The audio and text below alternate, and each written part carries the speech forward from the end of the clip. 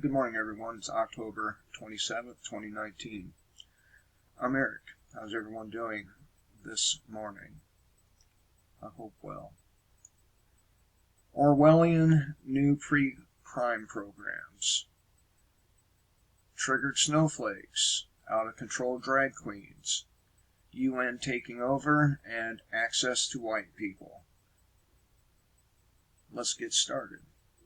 First one comes from Whitney Webb via mintpressnews.com.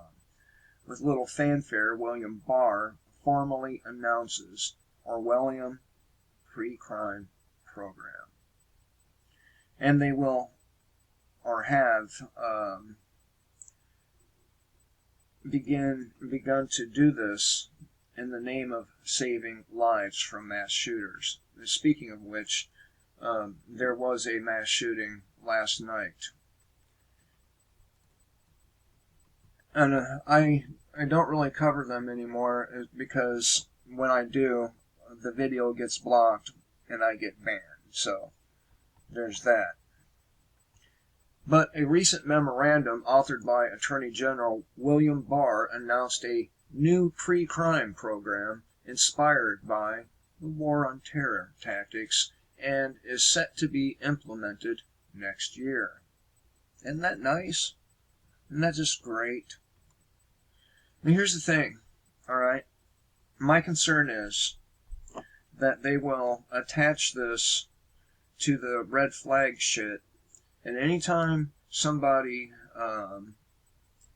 calls the law on another person who has a gun, will that automatically trigger this program? I don't know.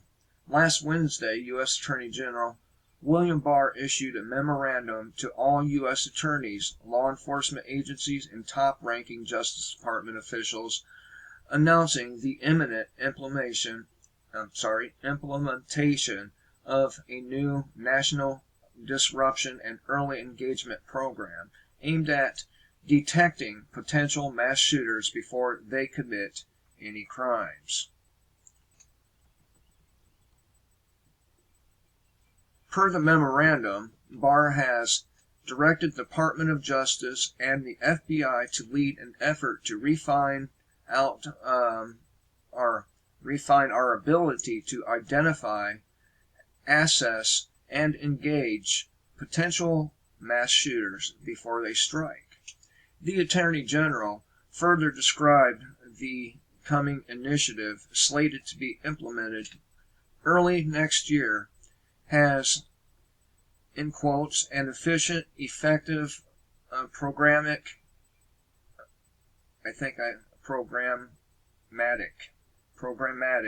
strategy to disrupt individuals who are mobilizing towards violence by all lawful means. I wonder if that includes their officers. Probably not. But, again, if you have not gotten a firearm, your ability to get one, well, with any amount of ease anyway, is quickly diminishing. And I do encourage person-to-person, under the table buying and selling, simply because then no one knows but you too what you have. And with these red flag laws in place, it's also a good idea to maybe not let anybody know you have your weapons in the first place. Just saying, because in my opinion, they're gonna use the red flag laws that they've already implemented with this, or in conjunction with this, and start putting people away in those FEMA camps. This author goes on to say, perhaps the most jarring aspect of the memorandum is Barr's frank admission that many of the early engagement tactics that the new program would utilize were born of the posture we adopted with respect to terrorist threats. And that's really what you need to know right there.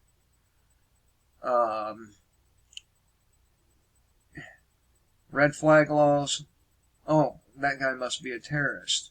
That whole thing with Janet Napolitano, see something, say something, it's being used. All right? So, Barr's memorandum also alludes to current practices by the FBI and DOJ that will shape the new plan. So,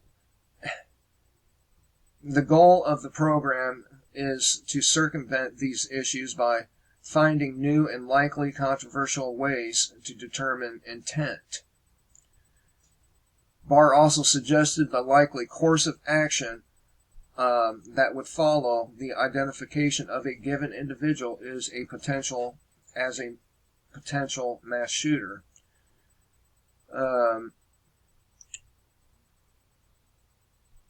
So this is big, okay? This is big.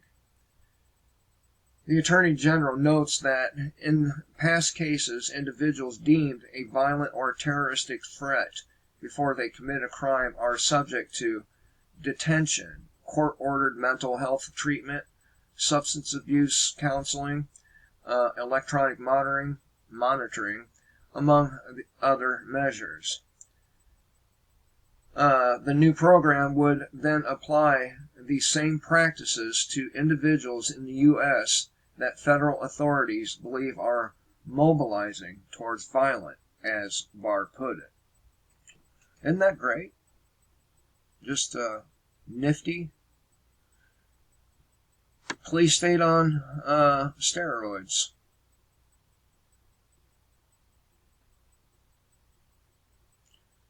And nobody is saying a fucking word about this. Right? Minority Report, here we come. Alright, moving on to triggered snowflakes.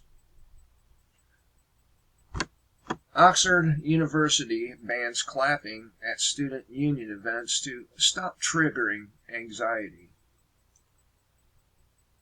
And this same thing happened about 1 year ago at the University of Manchester. Student union banned clapping at its events. They asked the audience to use jazz hands, whatever the fuck that is, instead, to show their appreciation for a performance. Students at the University of Oxford are working to replace clapping because it could trigger anxiety. Aw, poor little snowflake. It's okay. If you were here with me, I would pet you. Like their peers in Manchester, they will ask audiences to use silent hand wave motions called jazz hands. The motion to mandate the encouragement of silent clapping successfully passed in a vote taken by the school student union during their first meeting of the new school year. What a bunch of fucking retards. The ruling will apply that at all student union events, and if successful, might spread to other organizations and events at the school. Yep. Oh, poor little snowflakes can't handle a little clapping. Oh, poor babies. And then over here, we have another type of protected, I'm not even sure what to call it, protected type of person, maybe, or I wouldn't call it a class, but out of control drag queen flashes crotch to kids at library story hour in Minnesota. Isn't that just beautiful? But this one comes from Dean Garrison. Did I tell you who that one came from? This one came from Tyler Durden, by the way. Okay. Alright. Again, out of control drag queen flashes crotch to kids at library story hour in Minnesota. Oh. Anyone taking their kids to these drag queen story hours have serious mental issues and should probably not be parents. Recently, a jury ruled that a 7-year-old boy can start transitioning therapy even though his father does not agree with this, even though there were experts that testified saying that this child, in a nutshell anyway, would probably grow out of that phase. But, the activist judge and the activist jury went ahead and stuck it to old Pops. But we recently reported on a drag queen doing a striptease for some kids at a library reading in King County, Washington. And this is exactly why, they should not be allowed in the bathrooms with our daughters. A great example. I recently showed a video of another drag queen or transitioning tranny that showed him wielding an axe and striking 2 people with it.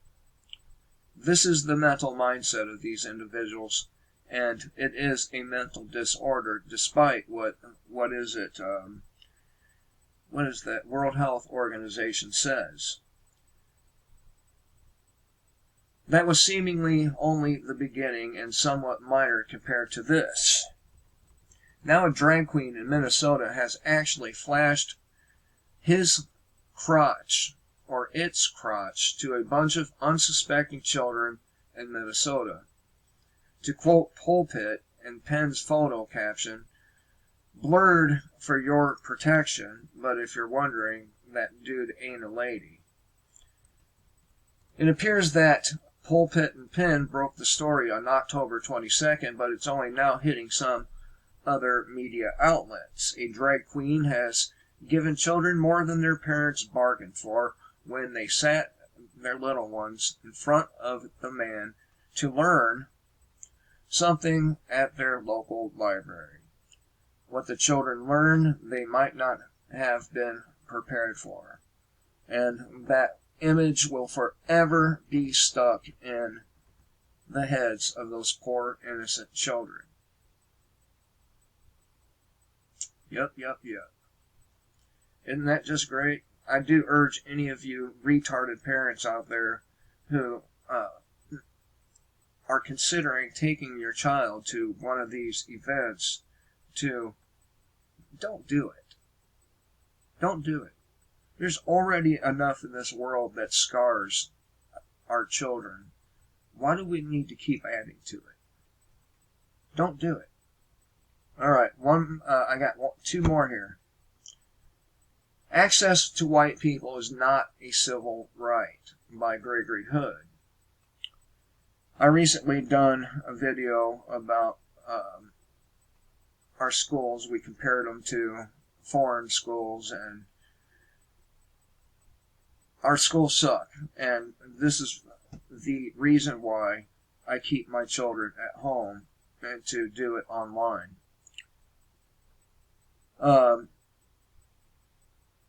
It's a very, very screwed up place to be. Very institutional, and it really does teach obedience. Jump to the bell. Don't question your teacher. Blah, blah, blah. But access to white people is not a civil right. This one comes from Gregory Hood at dcdirtylaundry.com. Good schools. It's the ultimate dog whistle, the proof of true preferences, the closing argument for race realism. Whatever people say publicly, very few want to send their children to failing, dangerous, diverse schools.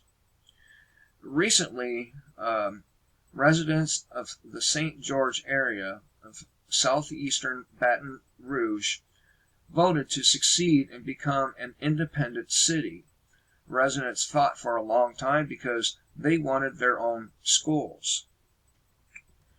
Critics claimed St. George was another example of resegregation.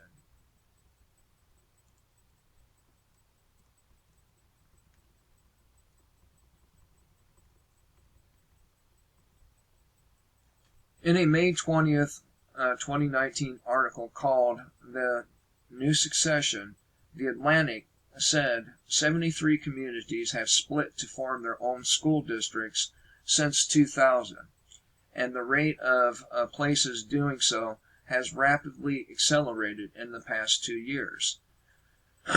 It's almost always white areas breaking away from diverse districts, and St. George is typical. It's more than 70% white and less than 15% black. East Baton Rouge Parish is about 47% black. This school district isn't the first to break away from the Baton Rouge School District. Central became an independent city in 2005 and opened its own school district in 2007. It, in quotes, now has one of the top school systems in the state, says The Guardian. It is also overwhelmingly white. The Zachary Community School Board broke away from the East Baton Rouge Parish School District in 2002. Largely white, Zachary is now the highest performing school district in the state, according to the 74. Baker also succeeded, however, with a much higher percentage of poor and minority students. It continues to struggle, according to Business Report. Mainstream media, which fiercely denounces race realists, seem to understand that a school district success depends on the number of whites. The New Republic wrote that secession efforts create cities designed to make schools wider while leaving everyone else behind. Well, let me tell you. No, I'm not going to say anything. Yes, I am. You see, here's the thing, is if the white people move into black areas and begin to improve it, they complain about that. And when white people say, all right, fuck it, we're going to have our own little community, they complain about that. In America, in the land of the diverse, there is no winning if you're white.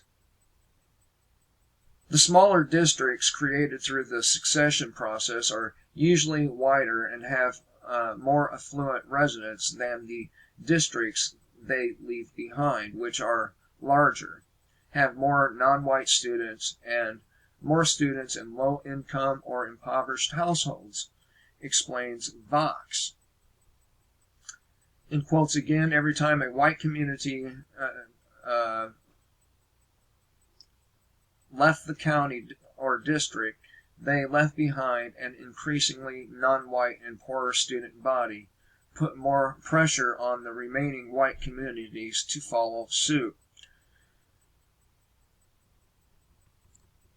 In quotes again, the successions are part of a trend of neo-segregation in which predominantly white and relatively affluent areas divorce themselves from school districts that are majority minority and have greater poverty, reports the Washington Post.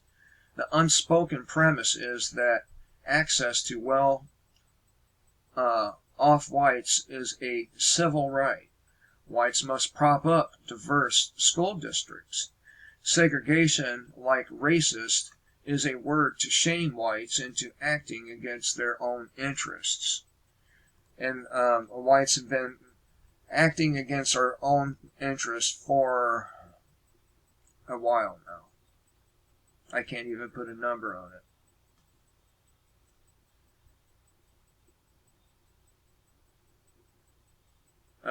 White's demographic decline makes integration more difficult anyway, as Steve Saylor has written, in quotes again, America is running out of white children to solve the problem of non-white children, or solve the problems of non-white children.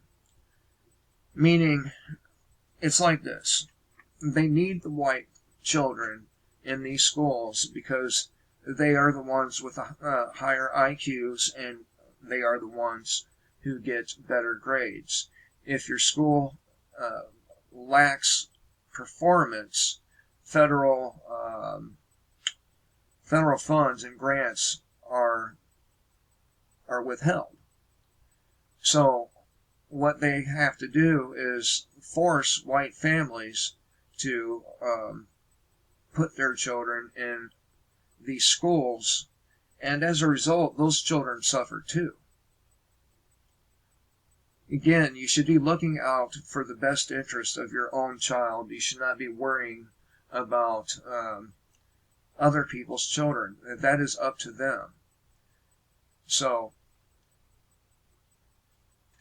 it goes on to say that it's unclear if integration even benefits blacks. Just days ago, the Washington Post reported that Shaker Heights in Cleveland, which worked hard to integrate schools, failed to close the achievement gap. Anytime you break our data out by race, we look like two different schools, said the district's director of student data systems. So there's that. There's that. You think I was incorrect, some of you, I'm sure, about my prediction regarding increased attacks on whites during the summer. And I was not incorrect. It just went unreported. Okay, moving on to the UN. Oh, look at that. All right, good. This one is at dcclothesline.com. Video.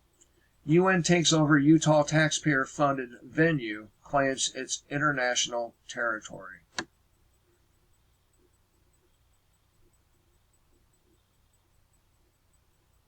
Since Sunday evening, we took over this compound. This is international territory. It starts in one place, it spreads to another. I got cotton mouth really bad. All right. In the first United Nations conference outside New York City in the United States of America, the UN took over Salt Palace in Salt Lake City, Utah, and I just fucking butchered that, didn't I? Let me start over. In the first United Nations conference outside New York City in the United States of America, the UN took over Salt Palace in Salt Lake City, Utah, and claimed it was international territory. In the process,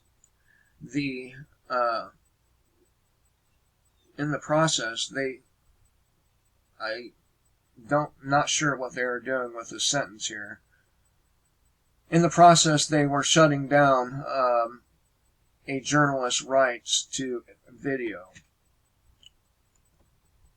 On August 26th, 27th, 28th of 2019, the United Nations procured the venue of Salt Palace in downtown Salt Lake City, Utah, for a conference. The Utah State Legislature provided $650,000 for the conference. However, as a journalist attempted to video the conference, specifically one of the security personnel who is clearly a foreigner, she was told she didn't have permission to video the woman's face and that Salt Palace was designated international territory. Now, if this is true, then they can just arbitrarily designate any place they go as international territory. You see where we're going here, right? Is it okay you turn off the camera and then I speak? Oh, turn off the camera? Yeah. Do I not have a right to have the camera? I'm not giving you permission to check my face, so... Okay, Don't are you a give me- public servant I'm a or? United Nations Security Officer. Okay. Does, Okay. this is my city, and so I have a right to film This is United Nations compound? on a United United Nations. Nations compound? Yes. This is a compound? Yeah. Since Sunday evening, we took over this compound. This is international territory. When you step outside, it's US. Here is international territory. This is UN compound. The United Nations claims to be the champion of your human rights. So, there's that. Now, again, if they can declare any place they go international territory, that gives them the ability to do exactly what myself, among many, many others, have been warning about for the last 20 years. They can roll out the troops with their armored personnel carriers and start doing roundups on gun owners, among many, many other types of people. And we're not too far, people. We're not. And I hope everyone is prepared for these events to come, because they are going to come, and they're going to be unpleasant for a huge majority of people. Anyway, thought I would share this stuff with you. I hope you all have a great day. Remember, next time, kill the state, live free.